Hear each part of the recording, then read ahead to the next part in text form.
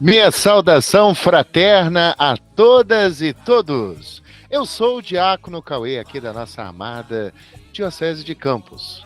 E no nosso movimento Fé e Política, dentro do projeto Encantar a Política, estamos aí, na medida do possível, acolhendo os candidatos e as candidatas, porque já deixo claro, para depois não dizer que estamos cometendo crime eleitoral. Nunca, jamais.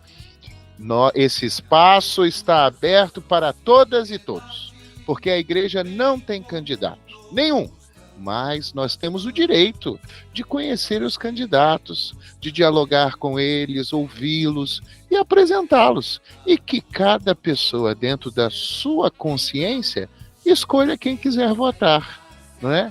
E hoje, com grande alegria, estamos aqui recebendo o nosso querido amigo e irmão, o professor Jefferson Manhães, que vem candidato a prefeito da Prefeitura de Campos. Um abraço, meu irmão, seja muito bem-vindo, obrigado aí por estar conosco. Eu que agradeço, Cauê, um querido amigo de longa data, por abrir esse espaço. Desculpa, acho que entrou aqui uma ligação. Sim, sem problema. Perdão, né? Então, eu fico muito feliz por poder estar aqui, nesse espaço da minha identidade religiosa. É bom deixar claro aqui, eu sou um cristão católico, eu vou ter oportunidade de me apresentar e, portanto, me sinto muito à vontade nesse espaço e feliz pela minha igreja ter esta consciência e essa responsabilidade na perspectiva da formação crítica, porque a fé é um elemento que tem que nos ajudar a olhar o mundo de maneira diferente, com um espírito ético, porque a fé e a experiência religiosa nos faz perceber o mundo diferente, a sociedade diferente, o ser humano outro de maneira diferente, porque senão não é uma fé que toca e muda a vida da gente. Então, a experiência religiosa cristã é aquela que muda de maneira definitiva os vetores das nossas percepções do mundo e nos coloca a serviço do outro. Então, assim, só para registrar aqui a minha gratidão pelo convite e o meu reconhecimento da importância desse momento de escolha dos nossos dirigentes para os próximos 4 anos. Muito bem. Meu querido irmão, veja bem, aquilo que eu sempre falo com os candidatos e candidatas que a gente acolhe é aquela situação em que, em campanha, a gente recebe o panfletinho, né? O papelzinho. Também temos, muitas vezes, a ingratidão da propaganda eleitoral, que, com o tempo reduzido, né? Não nos dá a oportunidade de conhecer a pessoa do candidato, a sua história, quem é o candidato. Eu costumo, com alguns, brincar, dizer que a melô do fofoqueiro, como vai você? Eu preciso saber da sua vida. Então, quem é o professor Jefferson Manhães? Eu sei que esse cara é bom. Cauê, eu sou campista, cresci aqui no bairro da Lapa, um bairro na área um pouco mais periférica da nossa cidade. Desde muito criança, convivi aqui com as nossas comunidades e também com os contrastes da nossa sociedade. Eu moro aqui muito próximo à comunidade de Tiragosto, onde na minha infância joguei muita bola ali no campo do Paissandu. E falo isso, né, antes até de registrar a minha trajetória. Falo isso porque aconteceu uma coisa muito marcante na minha vida. Eu tinha ali um jovem, uma criança como eu, de 10, 11, 12 anos, e a gente jogava bola e disputava. Sempre quando você é criança, você tem aquele coleguinha que é tão bom de bola e que você também acha que é, e vocês viram pequenos adversários no sentido saudável da palavra, né? Uma competição saudável, né? E quando eu fiz 18 anos, eu já estava fazendo engenharia de computação lá no Rio de Janeiro, na UERJ, e eu chamo meu segundo processo de conversão, porque eu sou de uma família católica, mas eu de fato me envolvi na experiência religiosa a partir dos grupos jovens que eu comecei a participar em campus e da experiência que eu tive inicialmente com a renovação carismática.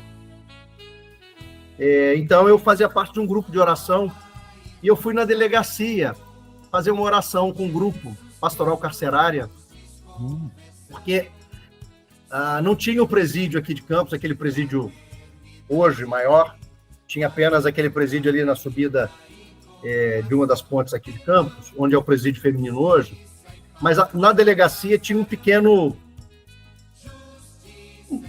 Era uma prisão temporária, né, que as pessoas ficavam ali. E eu fui rezar lá, tinham 2 andares. Eu entrei. Quando eu entrei, fomos rezar, eu subi no 2º andar e me deparei com este jovem preso. E ali, Cauê, foi muito forte para mim, porque nós éramos crianças, com toda a inocência, com todos os sonhos. Só que eu saía ali do campo do Paissandu e eu ia estudar no Colégio Auxiliadora. Depois eu fui estudar na Escola Técnica. Depois eu fui para o Rio de Janeiro, me formei em Engenharia de Computação. Então eu tinha uma família e uma rede que provavelmente era muito diversa da rede que ele estava. Então, com 18 anos, eu estava fazendo engenharia de computação no Rio de Janeiro e ele estava preso. Sabe? Aquilo ali foi muito forte para mim. E nesse... Então, como eu falei, eu estudei no Colégio Nossa Senhora Auxiliadora, minha formação salesiana. Depois eu fui para a Escola Técnica. Fui para o Rio de Janeiro fazer... Como eu me formei com 16 anos de idade, meu sonho era trabalhar na Petrobras, né? Quem trabalha estuda na Escola Técnica, fiz mecânica, sonho era ir para uma plataforma. Mas eu me formei com 16 anos, não podia. E minha família me possibilitou ir para o Rio de Janeiro. Eu tinha uma estrutura lá no Rio de Janeiro, meu avô tinha um apartamento, meu avô... enfim, e aí eu fui estudar na UERJ, e aí eu comecei a conhecer a renovação carismática, comecei a participar de grupos jovens, 2 grupos jovens, um no Colégio Salesiano e outro no São Francisco, com 2 experiências bem diferentes, uma um pouco mais carismática, outra um pouco mais sem o viés da renovação carismática. E eu, então, ali me formei e fui para o seminário com os salesianos, uma experiência, eu acho, muito parecida com a sua também, né? Sim. Vi a experiência lá da Casa Dom Bosco, com meninos de rua, era a minha responsabilidade. Lá em Belo Horizonte, né? Belo Horizonte. E fazendo filosofia, eu conheci os dominicanos, e então fui fazer uma experiência com os dominicanos, no 2º ano que eu fiquei, fui para Curitiba, e depois entendi que eu não tinha vocação para o ministério sacerdotal. Lógico que a gente fala que percebi, né? É um percebi sempre com muitas interrogações, né? A gente sempre fica em dúvida, né? Sim. Nunca você sabe ao certo. Mas, enfim, eu entendi que eu não iria voltar para fazer o noviciado com os dominicanos. Eu estava preparado para fazer o noviciado lá em Uberaba e decidi não ir. Enfim, e aí eu fui e fiz prova para a Escola Técnica, à época. Passei no concurso para analista de sistemas. Eu fui para o seminário, já era engenheiro de computação. Depois eu fiz concurso público, me tornei professor. Então hoje eu sou há 30 anos servidor público federal. E desses 30 anos, fiz mestrado, doutorado na UFRJ. E desses 30 anos, meus últimos 14 anos, eu fui diretor-geral do Campus Centro, que é esse campus que era a antiga Escola Técnica, depois Cefet Campus, e esse grande campus, um dos maiores do Brasil. E depois, 8 anos, reitor, até abril, né? Fui eleito e reeleito diretor-geral, eleito e reeleito reitor. Como reitor, eu tive a oportunidade de representar a rede no mundo inteiro. Eu fui o coordenador do Centro de Educação Profissional da Unesco, aqui no Brasil, pela rede federal, e fui também diretor da Federação Mundial de todas as escolas politécnicas do mundo. Inclusive, ontem eu recebi uma premiação internacional pela minha trajetória de vida como gestor. Foi ontem na Jamaica. Eu não fui lá, eu estou em campanha política, né? Uhum. Mas recebi essa premiação internacional, que muito me orgulha, esse reconhecimento da contribuição que eu dei, mas a partir desse aprendizado enorme que eu tive na nossa escola, no Instituto Federal Fluminense.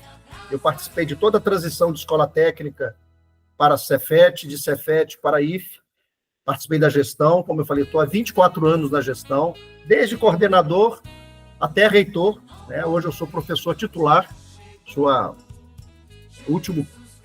na última posição da carreira, tive a oportunidade de exercer também o cargo mais alto na hierarquia de gestão. Fechamos uma escola estruturada, mesmo num tempo difícil, que foram os dois governos anteriores, mas conseguimos entregar uma escola muito bem estruturada, com destaque nacional na área de governança, avaliado pelo Tribunal de Contas da União, e também com nota 5, nota máxima pelo Ministério da Educação, na parte acadêmica. Uma escola que cresceu muito, né? Eu estudei nessa escola com 5 cursos técnicos, era uma única escola. Hoje nós temos 15 unidades, inclusive administrativas, com 20 mil estudantes, 1.700 servidores públicos, professores e técnicos, mais 500 terceirizados, um orçamento de 600 milhões de reais. E eu tenho a graça de ter entrado para a gestão há 24 anos atrás e saído em abril com a mesma tranquilidade, de nunca ter tido um processo disciplinar, de nunca ter sofrido qualquer sanção com relação ao mau uso do recurso público. A nossa escola sempre foi um destaque, e eu aprendi a ser gestor nessa escola, assim como aprendi a ser professor nessa escola. Eu sou engenheiro, mestre, doutor, de formação.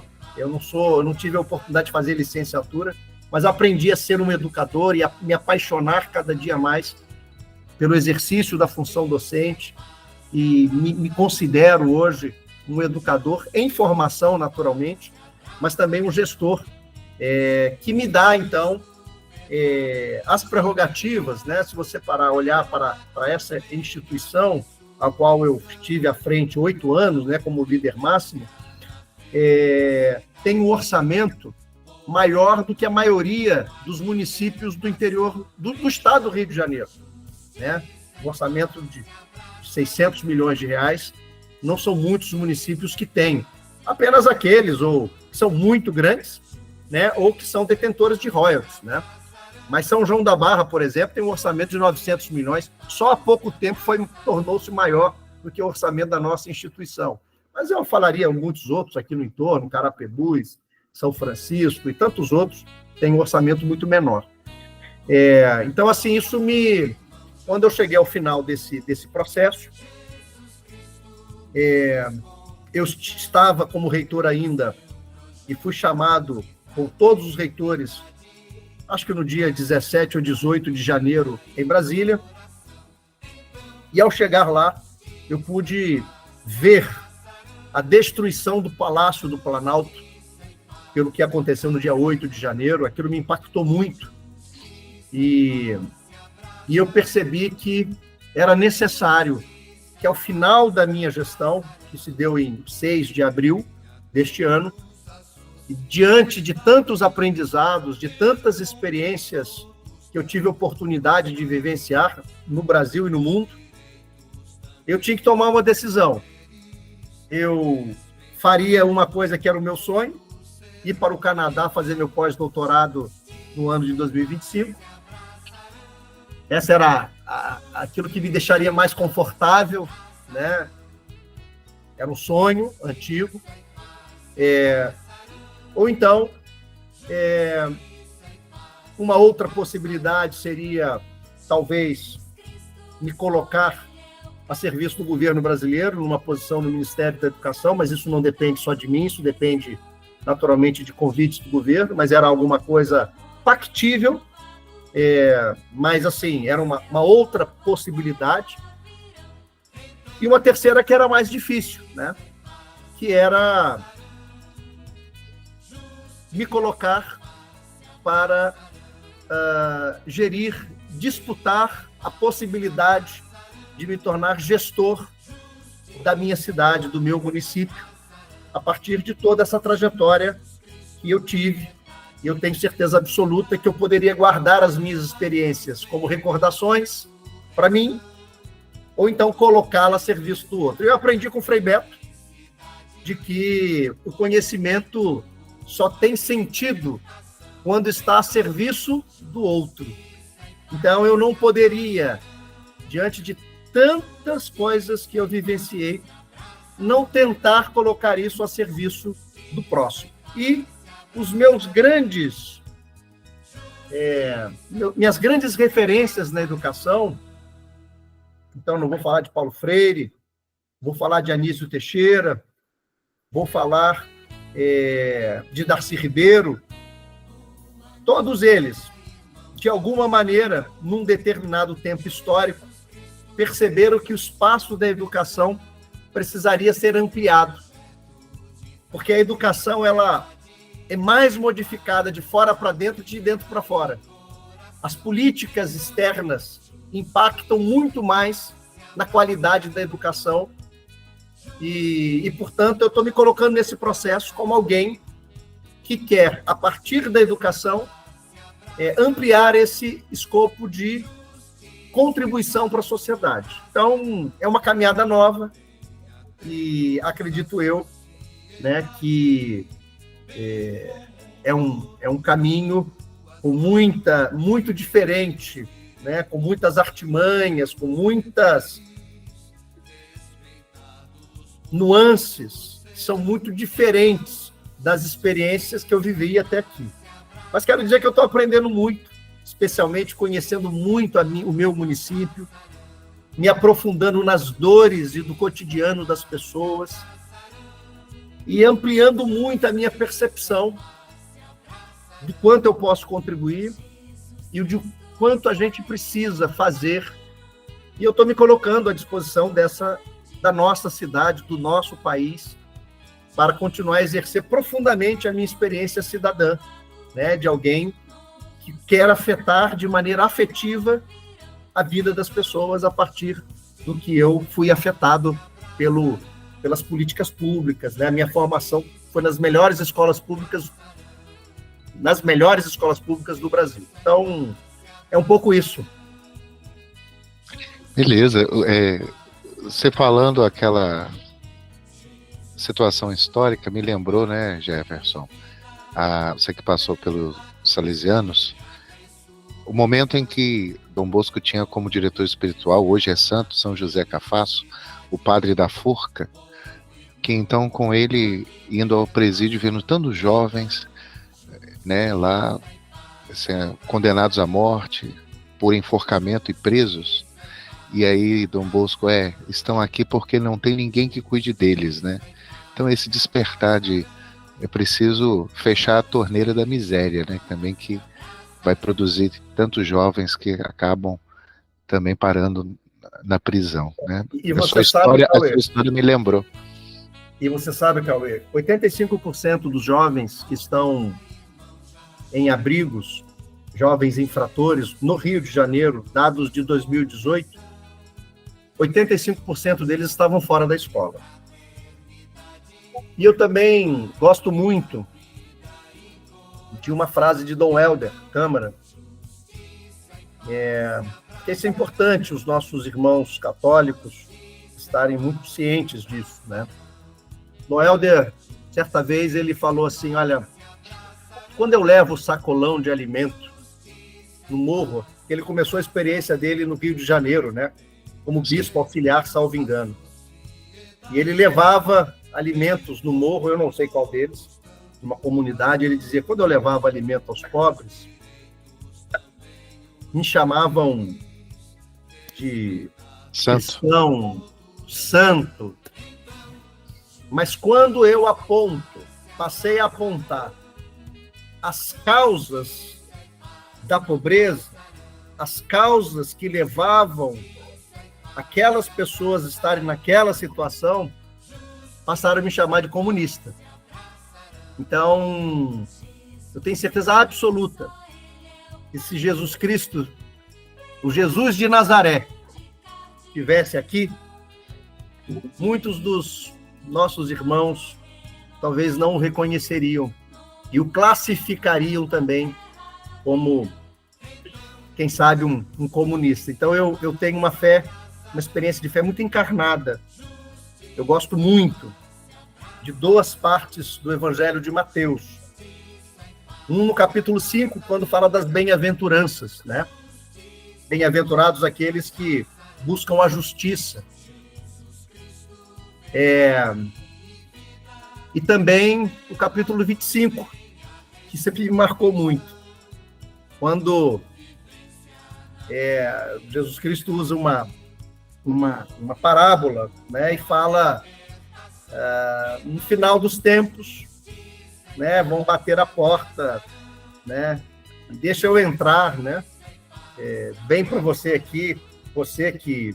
Como é que você me reconheceu? Você foi no presídio me visitar, eu estava doente, você me visitou, eu estava com fome, você me deu de comer, eu estava com frio, você me abrigou, né? Aí, depois os outros que não entraram, né? Mas quando é que nós não fizemos isso? E ele fala, quer dizer, ao final da vida, quando a gente olhar para trás, o que vale para a gente do cristianismo é o que eu impactei na vida do outro. O que a minha fé me moveu para transformar este mundo num espaço melhor para as pessoas. Eu acredito muito nisso, sabe, Cauê? Então, Dom Helder, Dom Pedro Casaldáliga, Dom Luciano Mendes, o Papa Francisco, né, e tantos referenciais que nós temos de uma fé encarnada, de uma fé que nos leva a um compromisso com os mais pobres, os esquecidos, os marginalizados, mas não só no cuidado deles, que é muito importante, a gente não pode perder isso, mas também que a gente transforme esse mundo para que a gente não tenha tantas pessoas assim. Eu acho que a política é um espaço importante para a gente ajudar, né? O Papa Francisco, inclusive, nos incentiva muito, né? Mas é isso, desculpa porque eu falo um pouco. Não, imagina. Agora vamos para o nosso segundo momento. E nesse segundo momento eu abro dizendo uma coisa que nos entristece muito, sabe, Jefferson? Porque nós temos muitos que entendem o que é Estado democrático de direito. Muitos que defendem com unhas e dentes, e devemos defender mesmo, a democracia como um valor insubstituível, sem dúvida nenhuma. Mas parece que quando nós religiosos, que também somos cidadãos e cidadãs, vamos também e temos o direito e o dever de participar, dizer, não, você não pode porque você é religioso. Parece aquela discriminação inversa, né? A exclusão inversa. Eu falei, não. Primeiro porque nós não queremos que os outros vivam a nossa fé. Mas nós, vivendo a nossa fé, nós temos o direito de defender aquilo que nós, então, entendemos que é bom para todos, para todos. Por exemplo, me permita citar, de modo geral, alguns dos temas centrais do que a gente chama de doutrina social da Igreja. Claro, já dizendo a próprio cuidado com a casa comum, né, que o Papa Francisco nos chama, a questão do meio ambiente, da ecologia, também da visão da política como esta mais alta forma de caridade, né, porque é o bem comum, e os princípios da doutrina social da Igreja que diz que nós defendemos, né, a dignidade da pessoa humana, o bem comum, como disse, a solidariedade, a subsidiariedade, a destinação universal dos bens, o trabalho e o direito dos trabalhadores. Então essa é algumas questões, como também aqui coloca uma problemática, é justamente a confusão que o povo brasileiro ainda tem, infelizmente, do papel dos poderes, né? poder executivo é uma coisa, legislativo é outra. Às vezes a gente vê aí no Brasil tanta gente candidato a vereador prometendo coisa que não é de competência do legislativo, e às vezes o contrário também, né? Então, essa bagunça acaba atrapalhando demais. Bom, agora queremos ouvi-lo, pode fazer os seus comentários e também apresentar de modo, claro, não dá para apresentar tudo, mas de modo sucinto, as suas propostas, né, que você defende para o bem comum do município de Campos. Cauê, eu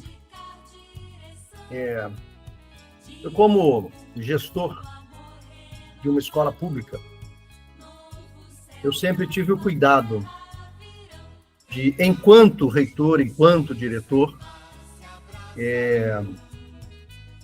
não deixar que a minha religião ou o meu partido político estivessem como elementos de uma defesa minha nos meus discursos ou na minha prática.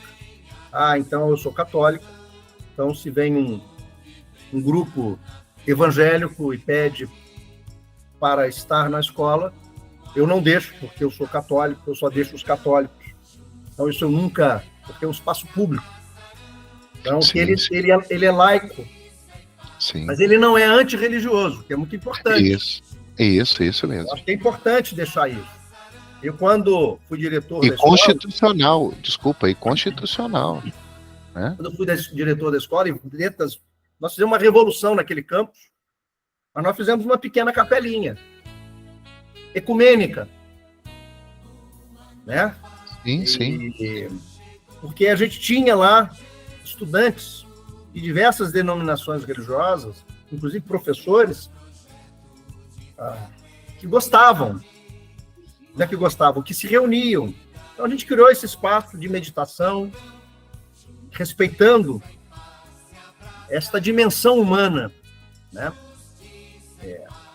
E também, na perspectiva política, nós sempre incentivamos as organizações dos estudantes, sempre financiamos a participação dos estudantes nos movimentos estaduais e nacionais, porque a educação, ela tem uma dimensão da subjetividade, ela tem a dimensão do cognitivo, mas eu tenho que preparar a pessoa para a vida e para a sociedade, para o mundo do trabalho, para o desenvolvimento pessoal, mas também para a cidadania. Isso é diferente de estimular dentro da escola o partido político. Assim como eu acho que tem que ser na igreja. Não tem nenhum tema que o evangelho, que a religião não deva tocar. Pelo contrário. Né? A fome é a negação de Deus. A desigualdade social extrema, onde eu tenho pessoas que têm renda concentrada e outros que vivem na miséria, nós somos cristãos, onde Jesus Cristo, em João, salvo engano, 10:10, fala da vida plena, né? Eu vim para que todos tenham vida, e tenham vida em abundância, a vida plena. E eu não posso olhar pessoas mendicantes como vida plena, na miséria absoluta. Isso é uma denúncia da ausência da presença de Deus, onde a própria ausência reclama a presença de Deus. A dignidade humana é elemento basilar. Portanto, denunciar modelos econômicos que geram mais pobreza, miséria, que exclui as pessoas, isso é um dever do cristão. E a doutrina social da igreja, ela nos mostra isso. Achar que a religião ela é exercida apenas no espaço do templo religioso, eu gosto muito daquela passagem da transfiguração de Jesus, que, no caso do Evangelho de Marcos, marca o meio do Evangelho. Né? Então, a primeira parte é um Jesus Cristo mais romântico, lírios do campo, vai ser um pouco em Mateus, mas é onde Jesus Cristo está falando sobre uma parte mais, eu digo, mais suave, da beleza da vida, do mundo, né? E quando ele chega ali na transfiguração, e os 3 que ali estavam, apóstolos, discípulos, naquele momento, depois que Jesus Cristo se transfigura, ele volta, eles pedem, olha, o senhor não quer que a gente aqui crie uma tenda, uma para você, uma para Moisés, uma para Elias? Ele, não, nós temos que descer para Jerusalém. E aí ele vai para um confronto, onde ele vai lidar com os vendilhões do templo, onde ele vai denunciar Herodes, Raposa, e ele vai ser assassinado com a crucificação por um complô religioso junto com as forças romanas. Portanto, Jesus Cristo não seria crucificado se ele não incomodasse o status quo daquela sociedade que entendia como podia alguém perdoar os pecados sem ser por meio do templo, com as oferendas, né? Então, Jesus Cristo ele reverte toda uma lógica, inclusive de uma estrutura religiosa. Bom, resumindo, eu concordo que dentro dos espaços religiosos você não tem que defender político A, político B, nem partido A, nem partido B. Assim como dentro da escola você não pode fazer isso, e nós nunca fizemos. Agora, discutir as questões que afetam a vida humana, a vida social, é um dever. Se não fizer isso, é uma omissão, isso não é cristianismo. Isso não é cristianismo. Então, é importante deixar claro isso, como primeiro ponto. Segundo... Até para não ser uma religião alienada, né? Exato. Senão vira ópio. Isso. Anestesia, né? Lógico que são tantas pessoas feridas hoje, por vários fatores, como diz o Papa, né? A igreja deve ser hoje como um hospital de campanha, né? Tá todo mundo muito ferido, parece que teve uma guerra. Feridos emocionalmente, feridos de várias maneiras, especialmente depois da pandemia. Nós temos que parar de julgar, nós temos que acolher. Tem que parar de excluir as pessoas, nós não somos os juízes, deixa isso para Deus. Mas até para Deus, o juiz não é aquele que julga no sentido da discriminação, é aquele que julga para fazer justiça, é diferente. As pessoas acreditam, quando Deus é o juiz, não é o juiz que te julga na perspectiva de incriminar, mas é aquele que restabelece a justiça. Isso que é o bonito que Jesus Cristo traz para a gente, do Deus amoroso, acolhedor, que quer todo ao seu lado. E o Papa Francisco traduz isso de maneira muito exemplar, né? E é incompreendido. E aí eu estou falando das várias comunidades que hoje são marginalizadas. Enfim, então, do ponto de vista de programa, aqui para a nossa cidade, a gente percebe, sabe, Cauê, que depois de 30 anos, arrecadamos mais de 35 bilhões de reais em royalties do petróleo, e com um modelo político que não conseguiu traduzir estas oportunidades orçamentárias em qualidade de vida para as pessoas.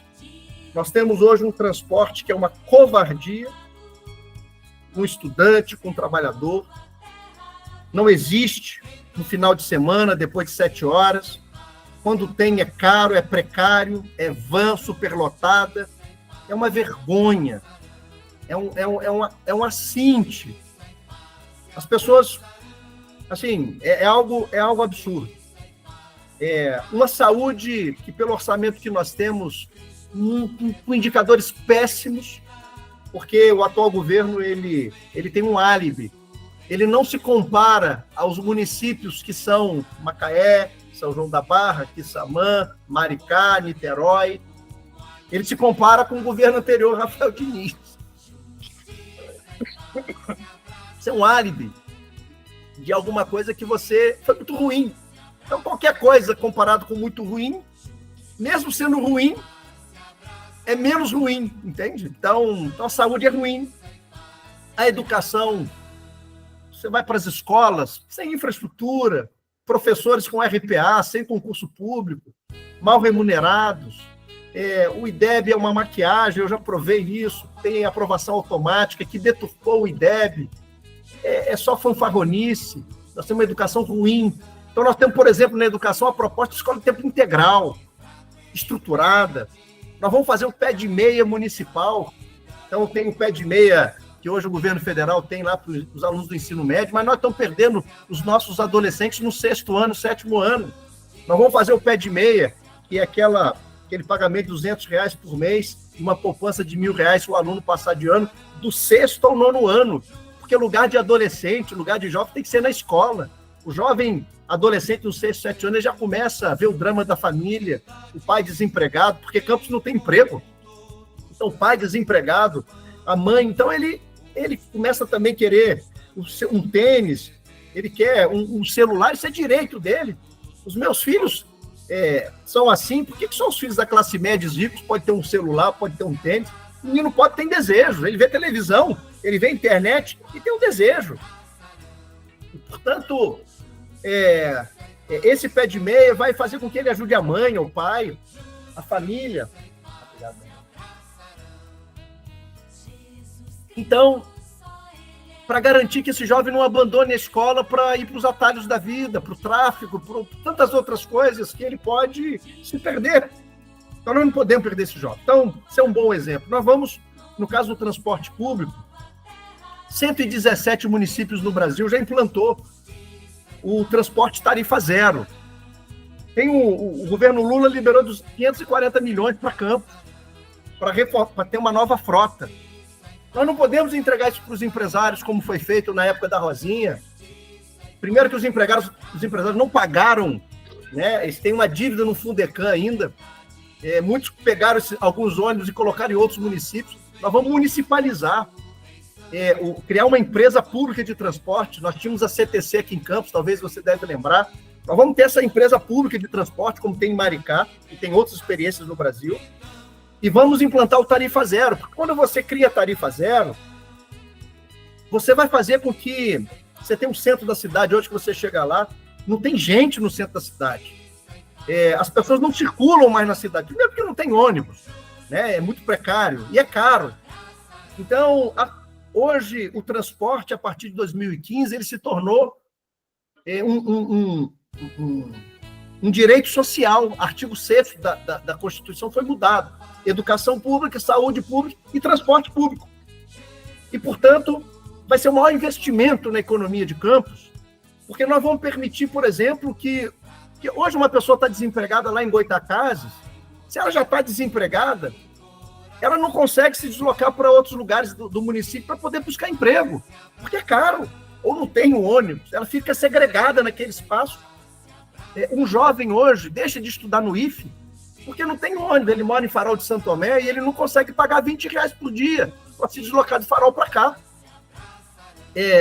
Se você mora em Santo Eduardo, hoje, você tem uma van de madrugada que vem e outra noite que volta. Então, um aluno de lá, e é caro. Então, o transporte tarifa zero, ele vai democratizar a cidade, as oportunidades, o acesso à educação, o acesso ao trabalho. Um empresário que quer contratar um funcionário, por exemplo, lá de Santo Eduardo, ele não contrata porque é R$15, R$20 por dia. Mesmo o rapaz sendo talentoso lá. Então, se o transporte é gratuito, eu diminuo o custo do emprego e eu amplio as possibilidades do cidadão poder ser contratado independente do local que ele mora. Portanto, hoje, 20% da economia, da renda das famílias são gastos em transporte público. Em Campos é mais, porque em Campos você tem que pagar Uber, né? Então, 20%, se você não precisa pagar o ônibus, você vai poder gastar na economia, comprar uma comida melhor, pagar, às vezes, um pequeno curso de inglês para o seu filho ou para sua filha. Então, imagine o seguinte, eu sempre uso esse exemplo. Eu quero ir para Farol de Santo Tomé, num sábado do verão. Eu guardei R$200. Eu tenho uma família de 4 pessoas, o marido, a esposa e os dois filhos. Colocando aqui. Para facilitar a conta, é R$20 para eu ir para o Farol e voltar. Então, se eu tenho 280, eu vou gastar em transporte. 120 eu vou gastar lá no Farol. num almoço, num lanche, num picolé. Se eu não preciso gastar 80, eu tenho 200. Em vez de gastar 120 no comércio, eu vou gastar 200. Melhora o comércio no Farol. Então, é o maior investimento, Cauê, é a política de tarifa zero. Então, nós vamos municipalizar para gerir, inclusive porque quando você é o gestor do transporte, se uma determinada linha ela tem um trajeto e surgiu um condomínio ali e você precisa alterar a rota, se for por concessão, como você faz hoje, a empresa pode dizer que ela não faz isso, que não vai ser lucrativo para ela. Mas se você é um gestor, você que determina. Então, melhora a flexibilidade da gestão. Tem um ponto. O outro ponto é o seguinte: você chega no centro da cidade hoje, você tem lá lojas fechadas, fechadas e fechando. Por quê? Porque nós temos dois grandes concorrentes do comércio local, dos pequenos comerciantes. Um são as lojas de varejo nacionais, né? Então você pega uma grande rede de supermercado que veio para Campos, toda noite chega um carro forte lá, enche de dinheiro e leva lá para a origem, né? Que não é Campos. Ou então, e ela como compra nacionalmente, compra valores, preços muito melhores para poder praticar, quebrando o comércio local. Mas tem outro grande concorrente, que é a internet. Você compra um produto hoje em São Paulo, você cria um emprego em São Paulo. Você compra um produto na China, você vai criar emprego na China. Então, a internet hoje, com toda a sofisticação dela, com a logística de entrega, ela é uma das maiores concorrentes do comércio local. Está quebrando as lojas. Então, nós vamos usar a moeda social. A moeda social, todos os benefícios oriundos da prefeitura vão ser pagos em moeda social. E ao receber em moeda social, você só pode gastar no comércio local, você não pode gastar na internet. Então você faz circular o dinheiro no comércio local. E mais, Cauê, lá em Macaé, ele pegou o projeto de Maricá e melhorou. Ele diz o seguinte, ele territorializa. Então, por exemplo, eu recebo um benefício da prefeitura e eu moro em Goitacazes. Você só pode gastar em Goitacazes, Mineiro e Donana. Se você mora em Santo Eduardo, Morro do Coco e Travessão, se você mora em Dores, você localiza por quê? Porque aí você fortalece o comércio local. E o emprego é gerado do lado da sua casa. Você não precisa usar ônibus. E você também pode induzir políticas. Vou dar um exemplo aqui. Eu quero agora induzir políticas de uso de placas fotovoltaicas nas casas populares, para que diminua o custo da energia elétrica das pessoas mais pobres. Então, eu faço um empréstimo de 8 anos em moeda social. A pessoa pega o dinheiro em moeda social, mas ele só pode comprar nas lojas que vendem placa fotovoltaica do município. Eu não posso comprar de São Paulo e depois contratar o eletricista aqui para fazer. Então, com isso, Cauê, nós vamos pegar os dinheiros dos royalties e dinamizar a economia. Com mais gente circulando, com mais dinheiro circulando na economia. Uma outra coisa que nós vamos fazer é investir muito na produção de alimentos. Nós temos 7 mil produtores, pequenos produtores, e mais de 1.300 assentados aqui da reforma agrária. Mas você vai na feirinha da roça, quem está... O produto, o alimento que você compra ali, a maioria deles, ou vem de São Francisco, ou vem da região serrana do Rio de Janeiro, ou vem do Espírito Santo. Pouco é produzido em Campos. Não são, ali a maioria são comerciantes, não são produtores. Porque eles trazem. Então, quando você compra um produto de fora, o dinheiro de campo vai embora. Nós temos que fazer com que o dinheiro de fora venha para cá, e não daqui vai para fora. Você só faz isso se você produz aqui. Você produz alimento aqui. Se você produz produtos aqui, por isso é preciso uma nova industrialização. Se você não produz aqui, você pega o dinheiro daqui e leva para o exterior, para fora, para outro município, para outro estado, para outro país. Então, um conjunto, outra coisa que nós vamos fazer é o Fundo Soberano. Cauê, nós recebemos 35 bilhões de royalties. Se amanhã acabarem os royalties, e pode acabar, seja porque lá no Supremo Tribunal Federal tem uma um processo, seja porque daqui a pouco os campos nossos que estão maduros já não produzem mais petróleo, ou seja porque vai se proibir usar o petróleo para produção por causa das mudanças climáticas. Já tem vários países que estão dando data para não mais fabricar carros que usam óleo diesel, que usam gasolina. Fazer a substituição. Então, só tem o seguinte, Cauê. Os governos todos os governos desses 30 anos foram irresponsáveis do ponto de vista orçamentário. Não guardaram um centavo para o futuro de um recurso que era provisional.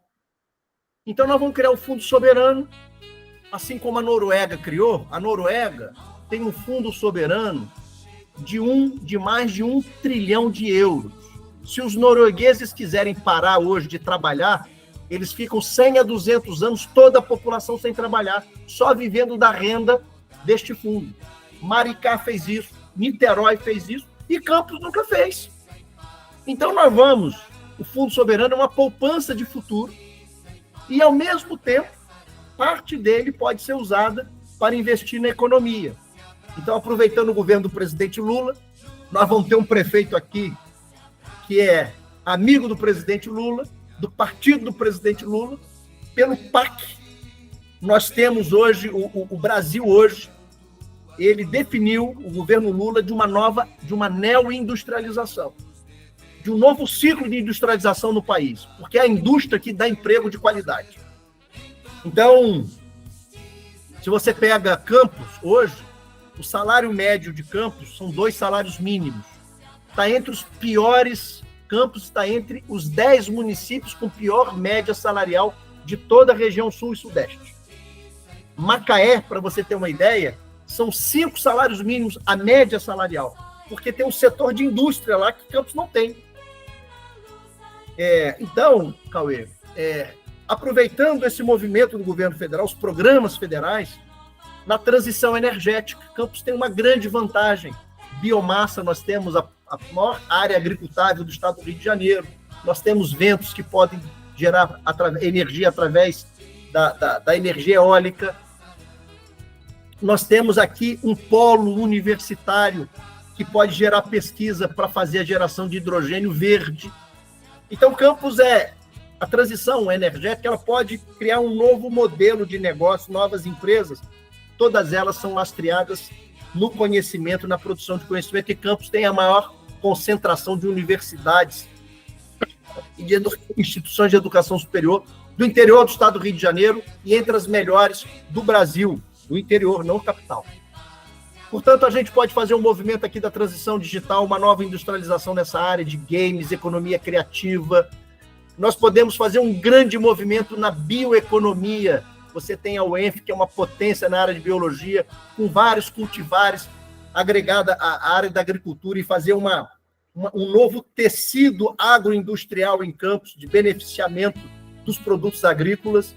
Enfim, tem muitas possibilidades. Basta você ter uma clareza política, um planejamento estratégico. Campos, se você chegar à prefeitura de hoje e perguntar o que vocês acham que Campos vai ser em 2035, daqui a 10 anos, ele não tem nem ideia, não tem nenhum planejamento de futuro. É uma prefeitura que não se planeja. Recebeu muito dinheiro, estava numa caristia de royalties durante 6 anos, 2 de Rosinha e 4 de Rafael, e de repente a Rússia invade a Ucrânia, o dólar sobe, o petróleo sobe. Para você ter uma ideia, em 2021 sobraram 500 milhões de reais, enquanto em 2020, o último ano do Rafael, nós tivemos um déficit de 200 milhões de reais, mais ou menos. Então sobraram 500 milhões no primeiro ano do atual governo, e 600 milhões no segundo ano. Portanto, eles não tiveram nem capacidade de executar, porque tomou um susto. E eles não se planejaram, e eles não têm um planejamento. Se você vai no Porto do Açu, eles têm um planejamento até 2050. Se você vai na ONU, tem uma agenda até 2030, que agora já está fazendo a agenda em 2050. E Campos não tem nenhum planejamento estratégico. Portanto, eu tenho absoluta certeza que nós temos que ter uma clareza de futuro, nós temos que chamar a sociedade, os setores produtivos, fazer um grande comitê, um grande conselho, assim como o presidente Lula fez, né, um conselho de desenvolvimento nacional, chamar os diversos setores e a gente gerar um plano de desenvolvimento sustentável que tenha crescimento econômico, com inclusão social e respeitando os elementos socioambientais. A gente quer gerar emprego e renda de qualidade, mas incluindo as pessoas. É um absurdo termos 150 mil pessoas abaixo da linha da pobreza. Isso é um tapa na cara depois de tantos recursos públicos que nós recebemos. Não são poucos os desafios, meu amigo, mas nós temos aí muita vontade para poder enfrentá-los ao lado da nossa sociedade, mas muito antenado nos grandes movimentos do governo federal, do presidente da República, o presidente Lula. Muito bem. Vamos agora partir para o terceiro bloco, o nosso bloco final, querido irmão, onde eu vou ler aqui a mensagem do Papa aos políticos, né? Na carta encíclica Fratelli Tutti, somos todos irmãs e irmãos, né?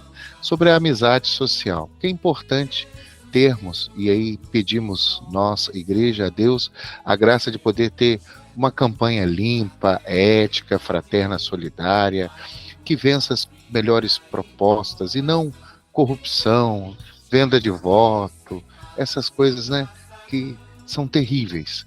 Né? Violência, tivemos a notícia de um candidato a vereador que foi assassinado e o outro teve uma tentativa em outro lugar, aí no Brasil, né? Que coisas horrorosas. Mas eu vou ler então aqui a mensagem do Papa na carta Fratelli Tutti, e aí você pode então fazer uma reflexão a partir, fazer as suas considerações finais e ao final poder pedir o voto, tá bom? No número 197 da Fratelli Tutti, o Papa diz o seguinte: vista dessa maneira, a política é a mais nobre do que a aparência, o marketing, as diferentes formas de disfarce da mídia. Tudo isso semeia apenas divisão, inimizade e um ceticismo desolador, incapaz de apelar para um projeto comum. Ao pensar no futuro, alguns dias as perguntas devem ser: para quê? Para onde estou realmente indo? Passado alguns anos, ao refletir sobre o próprio passado, a pergunta não será: quantos me aprovaram, quantos votaram em mim, quantos tiveram uma imagem positiva de mim. As perguntas, talvez dolorosas, e aqui a gente se fixa nessas perguntas últimas, que é de exame de consciência, né? As perguntas, talvez dolorosas, serão: quanto amor coloquei no meu trabalho? Em que fiz progredir o povo? Que marcas deixei na vida da sociedade? Que laços reais construí? Que forças positivas desencadeei? Quanta paz social semeei? O que produzi no lugar em que me foi confiado? Então, querido irmão, seus comentários, depois dos seus comentários, suas considerações finais e o seu pedido de voto. À vontade. Olha, Cauê, Santo Agostinho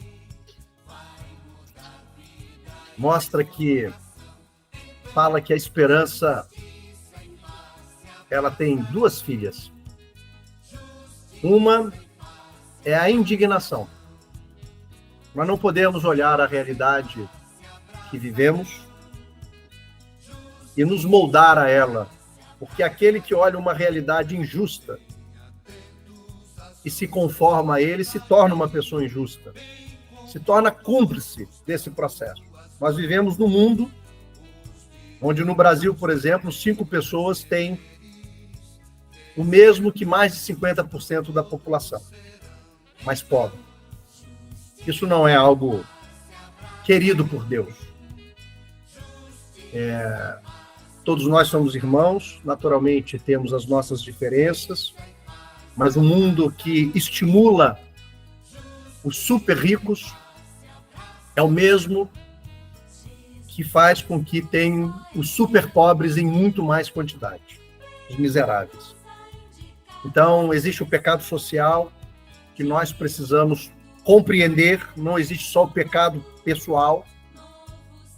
E a gente hoje tem sempre, pelo modelo que nós estamos vivendo, vendo na televisão, vendo às vezes, infelizmente, na religiosidade, nas escolas, onde nós vamos tornando tudo responsabilidade do indivíduo, como se nós não vivêssemos numa sociedade e como se as políticas sociais não influenciassem nas nossas vidas. Se você está muito bem, graças ao seu esforço e à bênção de Deus. Se você está muito mal, é porque você não se esforçou bastante. Isso é um cinismo, isso é uma covardia, porque existe o pecado social.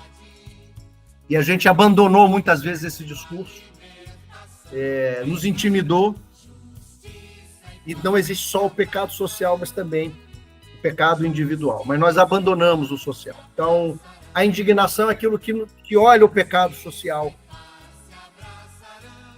da fome, da miséria, da concentração de renda, do racismo, do preconceito, do racismo estrutural, da injustiça estrutural.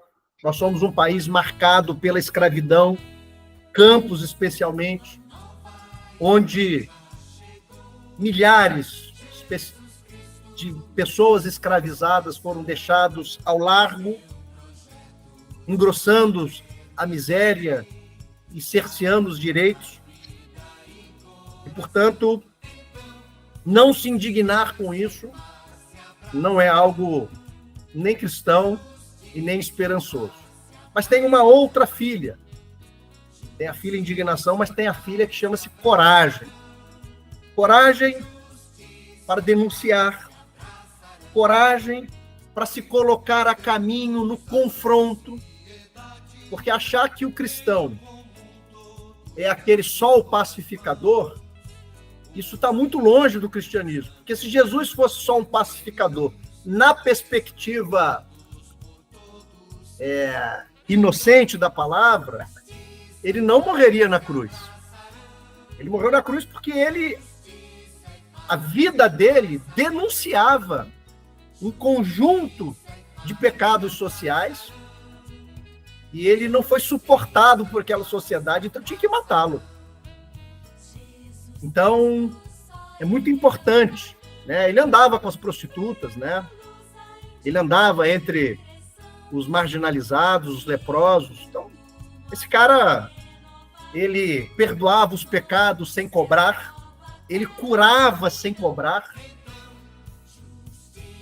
Então, ele era uma pessoa que mudou a estrutura social, econômica, e, portanto, ele tinha que ser eliminado, extirpado da sociedade. Mas o fim de Jesus Cristo não é a cruz, é a ressurreição.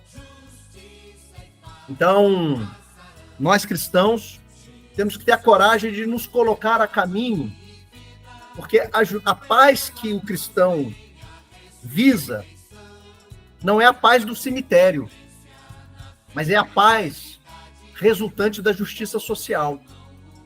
Porque é muito cínico a gente falar que eu quero ter uma vida de paz, enquanto eu moro no conforto da minha casa, com ar refrigerado, tenho 3 refeições por dia, e metade da população mora em barracos, onde hoje a prefeitura de Campos, nesses últimos 4 anos, com tanto dinheiro, não fez uma casa popular. Né? Pessoas moram, eu tive agora aqui em Tapera 3, tive em algumas regiões aqui, que as pessoas moram em casas que não tem telhado. Quando chove, é dentro da casa. É um negócio assim, assustador. Esgoto a céu aberto. Assim, aqui no parque, aqui no Fundão, aqui em regiões aqui muito próximas, né? Tapera 3, eu estou dando um outro exemplo, Travessão, vários lugares, né? Então, assim, a gente tem que ter coragem para nos colocar a serviço do outro. Não só de maneira individual, esse cuidado individual, que é muito importante, a delicadeza, o cuidado, o acolhimento, mas especialmente nos colocar nesses grandes embates para também fazer o bem. E a política é esse espaço da grande caridade. Não é a politicagem, né? Por exemplo, eu vou hoje num posto de saúde, quero fazer um exame, se eu entro na fila normal, entra lá no sistema, eu vou te ligar um dia, leva 3, 6 meses, 1 ano, 2 anos para você fazer o exame. Mas se você vai no político ligado ao prefeito, na semana seguinte você consegue. Isso aí não é política, isso é politicagem. Estou dando um exemplo aqui da realidade que o povo vem contando para a gente, né?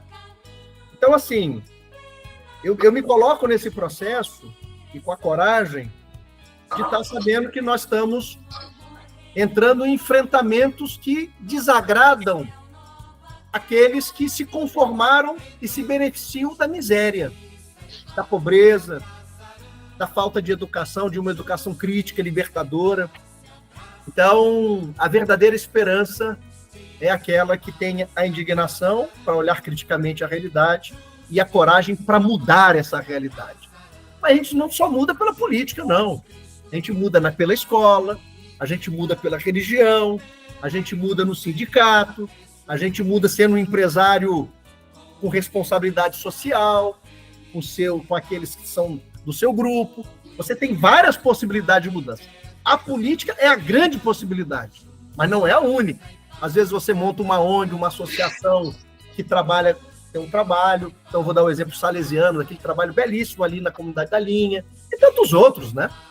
Então, assim, eu escolhi, nesse momento, esse caminho da política, muito lastreado por isso, porque eu acredito, como gestor que fui, e todo gestor, você não vai ser um líder de uma empresa se você não for um político. Um político não necessariamente partidário naquele momento, mas eu entrei na vida partidária e política para disputar esses grandes espaços para poder melhorar a vida das pessoas, transformar a vida das pessoas, transformar a minha cidade. Então, eu acho que eu estou seguindo os ensinamentos da doutrina social da igreja, da minha fé, inclusive muito incentivado pelo nosso Papa, né, de acordo com toda a minha vida. Então, é muito coerente, né, o que eu estou me colocando. Me sinto muito à vontade, mas sei que é um caminho muito árduo, talvez o mais difícil que eu já escolhi. O seu número? Bom, então, fazendo agora, né, eu sou o número 13, sou do Partido das Trabalhadoras e dos Trabalhadores, do Presidente da República, e eu quero pedir a confiança dos nossos irmãos católicos, nossos irmãos cristãos, né, que também assistem aqui, não necessariamente são católicos, daqueles que sabem que a fé autêntica que transforma a nossa vida, ela vai estar sempre nos incomodando, como diz Padre Zezinho, né? A fé que não incomoda a gente mesmo pela nossa consciência e não incomoda o status quo, a gente tem que avaliar, porque o cristão, né, é aquele fermento, né? Não é a massa, ele é o fermento, né, que vai dar o tom da massa. Então, nós cristãos temos que ser muito... Se não estivermos incomodando os outros, é porque talvez a gente não esteja exercendo a grande função, né? Você pega o padre Júlio Lancelotti, incomoda muito, né? O padre Júlio Lancelotti incomoda muito. Eu digo para você, sem medo de errar, é um dos cristãos mais autênticos que nós temos no Brasil hoje. Não o único, mas muito autêntico. Que ele incomoda muito pelo amor que ele faz aos excluídos, aos pobres, às pessoas em situação de rua, que são esquecidas, que são vistas por alguns como lixo da humanidade. E ele vê ali a dignidade de um filho e filha de Deus. Esse é o modelo de cristianismo que eu acredito, que eu aprendi na minha caminhada de fé, como seminarista, e é assim que eu consigo exercer a minha experiência de Deus. Muito bem. Então, no dia 6 de outubro, vote 13, vote professor Jefferson. muito bem, meu querido irmão. Pois bem, chegamos ao final, né? E quero aqui novamente reiterar, dizendo: esse espaço está aberto para qualquer candidato, qualquer candidata. A igreja não tem nenhum candidato, mas ela deve, pode conhecer, dialogar e apresentar à comunidade. E cada um e cada uma faça a sua escolha segundo a própria consciência. Hoje tivemos a alegria de poder estar aqui dialogando, conhecendo e conversando com o nosso querido amigo e irmão, professor Jefferson. Professor Jefferson, agradecemos muito. Trago a bênção e o abraço do nosso querido bispo diocesano, Dom Roberto Francisco, né, que nos deu essa missão de estar animando o movimento Fé e Política dentro do projeto Encantar a Política, né? Agradecemos muito, que Deus abençoe e que tenha êxito, né? Que tudo dê certo, assim desejamos, que tudo caminhe bem. Eu que agradeço. Muito obrigado pelo espaço, pelo carinho, Cauê.